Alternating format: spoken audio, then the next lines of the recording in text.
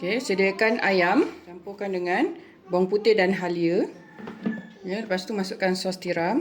Ikutlah banyak ayam yang kita pakai. Okey, masukkan kicap manis. Lagi banyak ayam, lagi banyak kita kena letak ya. Lepas tu masukkan madu. Okey, kalau tak ada madu boleh pakai gula pasir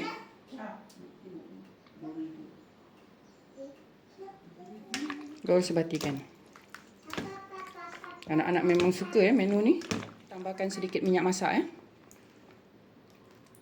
supaya kita punya ayam dia tak kering bila kita panggang nanti. Lepas tu Cik Okit akan perapkan ayam ni sekejap ya. Okay, lepas dah perap, Cik Okit akan panggang menggunakan air fryer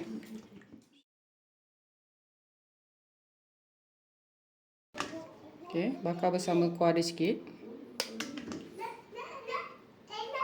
Okay, Cik Okit panggang menggunakan air fryer saja, suhu 200 selama 20 minit ya. Alhamdulillah, inilah hasilnya selepas dibakar ya.